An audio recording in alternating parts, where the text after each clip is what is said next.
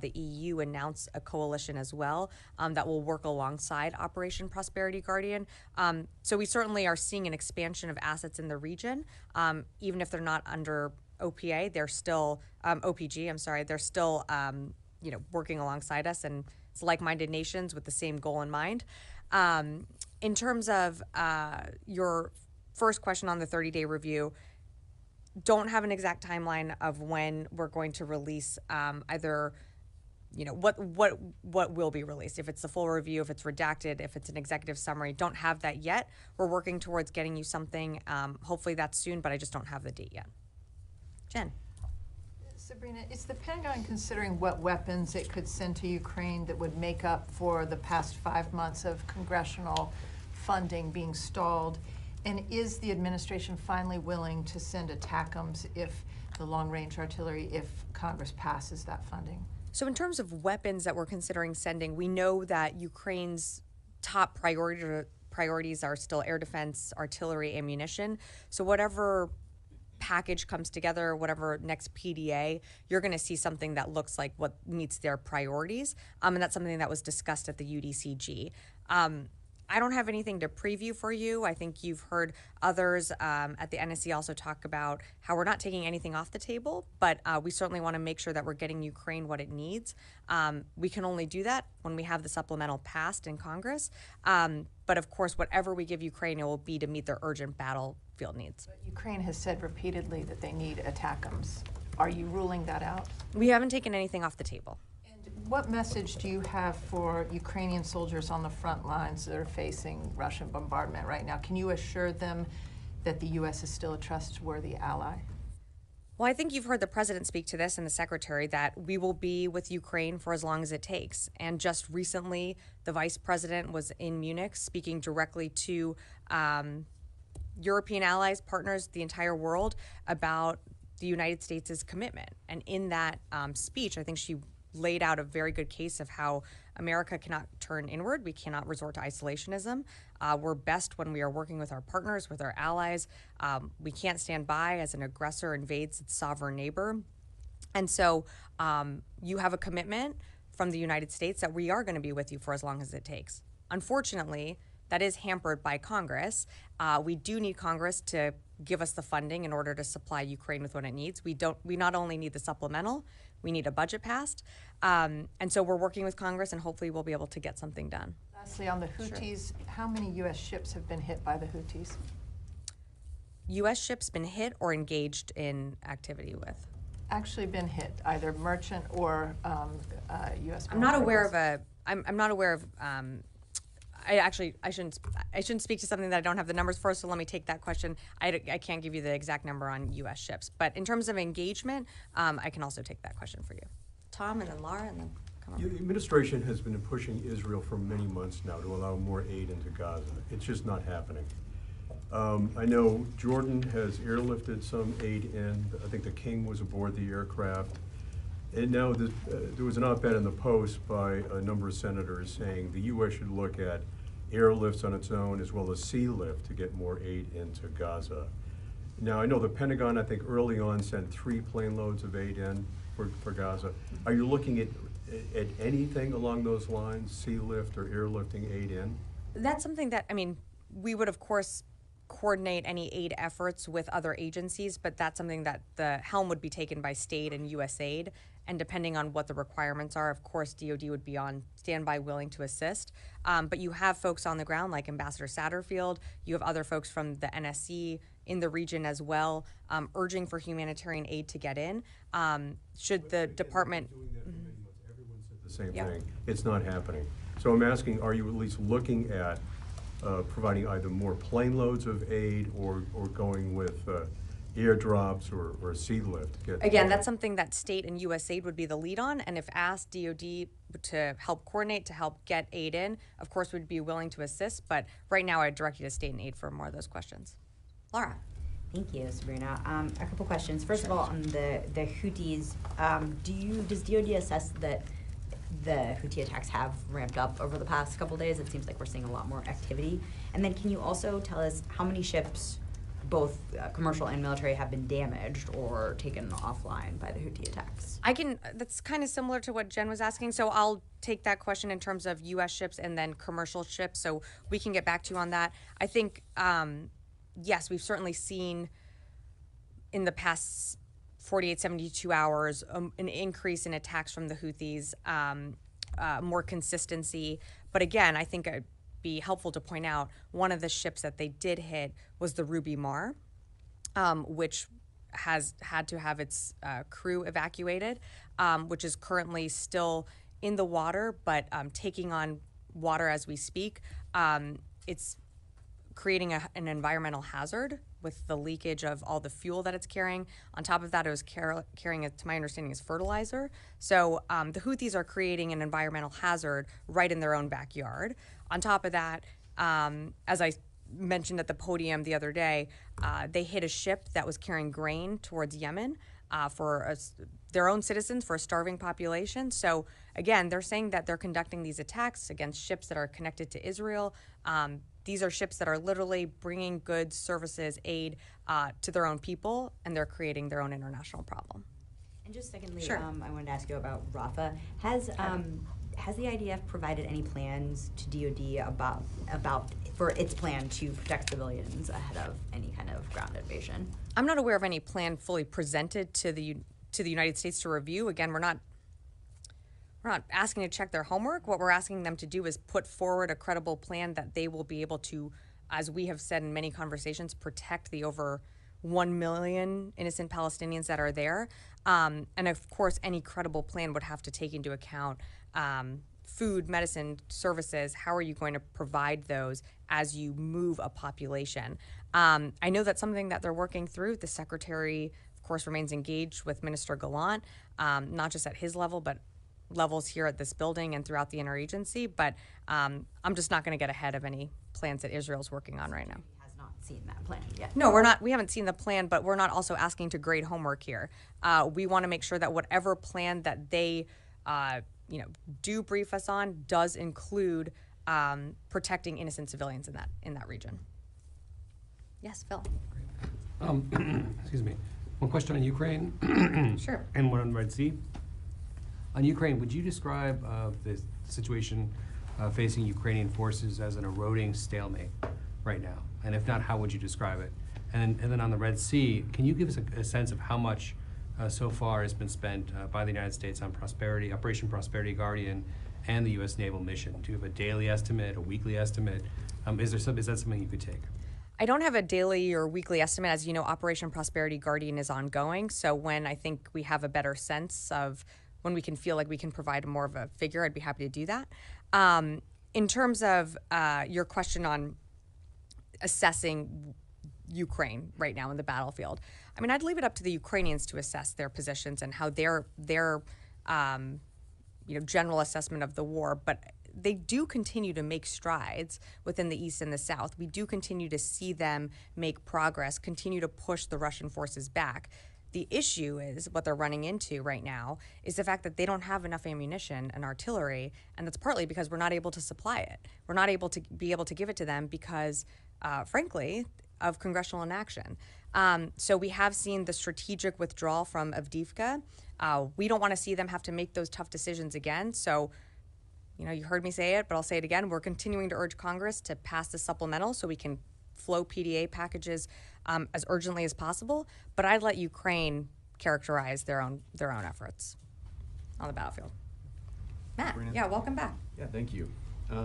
Just wondering, have there been any new attempted attacks on U.S. forces in the Middle East, in Iraq or Syria? And is it the department's assessment that there's essentially a credible deterrence that's taken hold at this point? Not to my knowledge. There hasn't been an attack since February 4th. So we certainly welcome that there hasn't been any attacks. I think we send a very strong message with our strikes, and we will continue to do so if we need to, and we'll do so at a time and place of our choosing, but haven't seen any activity since February 4th. Thank you. Yeah, of course. Yes, Constantine. Thanks, Sabrina. Yesterday, the Navy revealed that they're prosecuting one of their chief petty officers under the UCMJ for espionage charges. In August, the last August, the DOJ indicted 2 sailors for espionage charges as well. Does the Pentagon feel like there's a problem here that, there's sort of this growing drumbeat of service members being charged for espionage? Look, these are ongoing investigations, so I'm just going to have to refer you to the Navy for that. Okay. Great. I will go to the phones and then come back in the room. Dan Lamoth, Washington Post.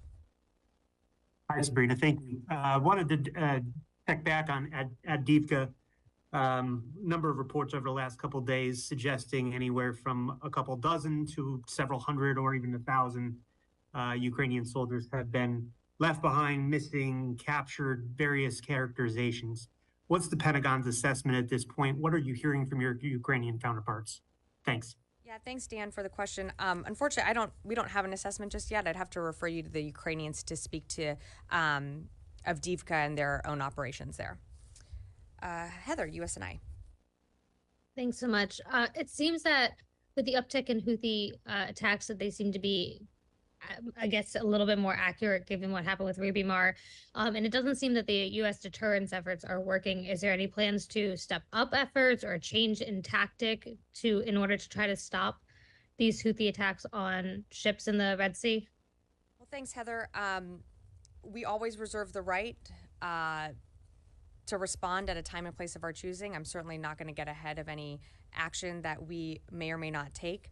I think what you're seeing, though, in the Red Sea and the Gulf of Aden is a coalition of like-minded countries coming together, including most recently with the EU announcing their own coalition that's working alongside Operation Prosperity Guardian in working to defend innocent mariners that are transiting the Red Sea, the Gulf of Aden, and to allow for the freedom of navigation and upholding the rule of law. And so we're very proud of our efforts there. Our men and women in uniform are putting their lives on the line every single day alongside our coalition partners and allies, and I'll just leave it at that. I'll take one more from the phone and then come back in the room. Jeff Shogel, Task and Purpose. Thank you. Has the Pentagon seen any indications that this cell phone outage that's affecting AT&T customers may have been caused by a foreign adversary like China, Russia, North Korea, Iran? Thanks, Jeff. I'm not aware of us doing an assessment on this. I know the cell phone companies are looking into this. We've seen the reporting, but not aware of it being because of a foreign actor or entity in any way at this point. Thanks. Rio. Thanks, Sabrina. This week, a U.S. B-52 bomber flew over the South China Sea with Philippine fighter aircraft. So what message is the Pentagon sending to China by having a strategic bomber participate in an joint air patrol with Philippines this time? So, Rio, I think what you're referring to is just the regular rotation of a B-52 in the region. These B-52 bombers are part of the Bomber Task Force to support strategic deterrence missions aimed at reinforcing the rules-based order in the Indo-Pacific region. The 23rd Expeditionary Bomb Squadron will integrate alongside allies and partners to demonstrate U.S. commitment to security and stability throughout the region. But for more information, I direct you to STRATCOM or to Pacific Air Forces. Separately, Sure. Have you seen any cases of China's unsafe flight against U.S. and allies aircraft since the beginning of the year?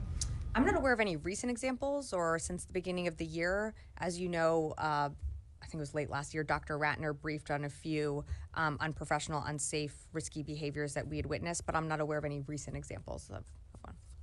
Yeah, Natasha.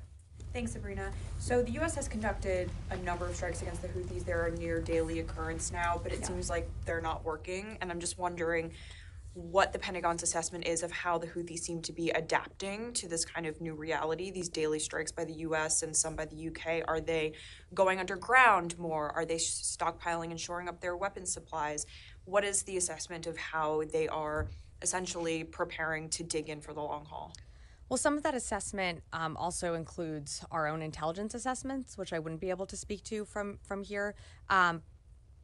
What I will say, and I know you've heard this, but we never said we've wiped off the map all of their capabilities. We know that the Houthis maintain a large arsenal. They are very capable. They have sophisticated weapons, and that's because they continue to get them from Iran. In terms of an adaptation from tactics, I don't think we've seen anything new. It's more when we see missiles on rails, when we see them about to launch an attack, we are able to take these proactive dynamic strikes. We've been able to do it more regularly because they frankly have been conducting more attacks more regularly. And we always reserve that right. I think the most sort of more unique or different tactic that we saw was with the unmanned underwater vehicle that they employed for the first time a few days ago. But other than that, I mean, they've pretty much stuck to the same playbook. Yeah, did you have a question? Sure. Do you have any update or anything on the ongoing discussions with your Iraqi partners regarding the high military commission? I know that there were meetings last week, but I don't have an update for you on any meetings that have taken place since then. U.S. forces are in Iraq to assist Iraqi security forces in the defeat of ISIS. What the Iraqi top officials say, including Iraqi Prime Minister, just said yesterday that we don't more need U.S. forces and alliance forces. Do you have any comment on it? Look, we're in Iraq at the pleasure of the Iraqi government.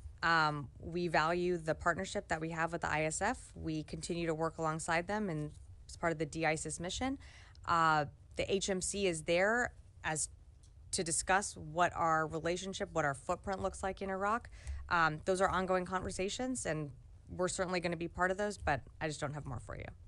I'm going to go back to the phones and then happy to come back in the room. Ashley, Breaking Defense. Hi, Sabrina. I wanted to ask, there's been a slew of DoD IG reports that have come out lately pointing out some flaws in either the flow of weapons into Ukraine or sustainment and training to keep them up and running. Is there a larger look from DoD at the actual logistics or, sustaining the weapons within Ukraine? So, I mean, thanks, Ashley, for the question. We welcome these IG reports. They certainly shed light on more of what we can be doing and what we could be doing better. I think it's important to put the context or put the IG report that you're referring to into a bit of context. I think what you're referring to is the one that just came out a day or two ago. We have sent unprecedented security assistance to Ukraine at such a rapid rate. And Ukraine is right now modernizing its military in the middle of a war. On top of that, we don't have boots on the ground in Ukraine. We don't have people out in the field being able to do sustainment and maintenance alongside the Ukrainians. So we do offer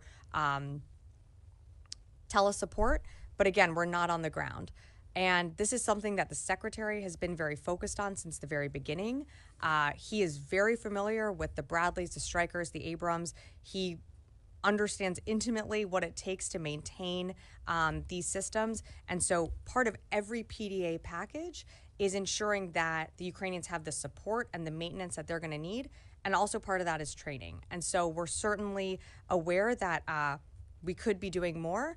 But we've been saying from the beginning we need to make sure that the Ukrainians have every tool available to them to maintain these systems, and we're doing that. Last question from the phones. I'm sorry, I lost my sheet here. Carla Babb, VOA. Hey, thanks, Sabrina. I have a question on Pakistan, actually, and then if I can, I'd like to follow up on the Houthis. But Pakistan's ambassador to the U.S. was talking this week about calling for fast-track approval to restore the defense equipment deal between the U.S. and Pakistan.